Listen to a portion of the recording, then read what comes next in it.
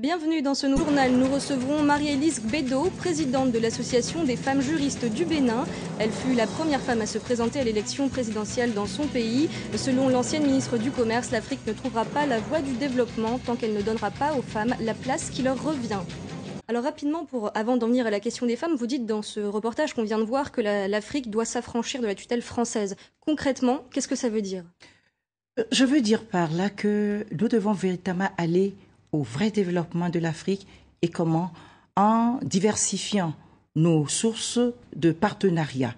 Ça a commencé à se faire, mais nous devons également penser à former sur le territoire africain des experts dans les matières agricoles, source de développement déjà pour que nous puissions lutter contre l'insécurité alimentaire et par rapport à nos matières premières, comme je l'ai dit, il est temps qu'on les transforme sur place, qu'on crée des usines, des industries pour la jeunesse qui est en perdition aujourd'hui. La jeunesse qui va à l'école sort avec de gros diplômes et n'a pas de travail. Alors l'autre voie pour vous, pour que l'Afrique puisse accéder au développement, c'est donner plus de place aux femmes.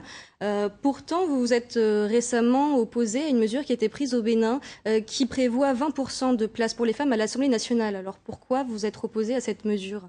Nous allons accepter les mesures à condition que ces mesures ne portent pas atteinte à notre Constitution. Si notre Constitution avait fixé un quota de 20%, il n'y aurait pas eu de problème. Dans notre Constitution, l'article 26 dit tout simplement que l'homme et la femme sont égaux en droit.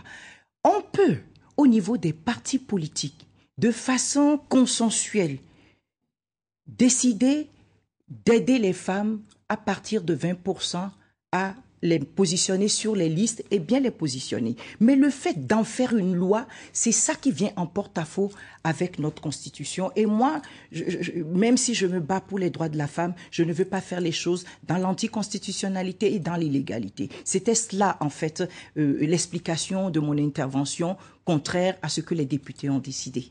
Vous avez été candidate en 2001, en 2006.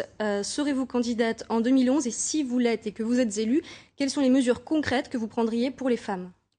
Moi, je dis que c'est une volonté politique qu'il faut, surtout de la part de l'exécutif, pour positionner les femmes et les rendre visibles et leur donner leur part de travail et de responsabilité dans la nation. Je vous ai déjà dit, j'ai été une fois, 2 fois, jamais 203.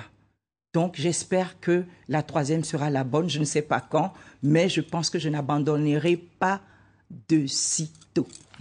Marie-Élise Bédot, je vous remercie beaucoup d'avoir accepté notre invitation. Je vous remercie aussi. Restons en Afrique de l'Ouest dans ce...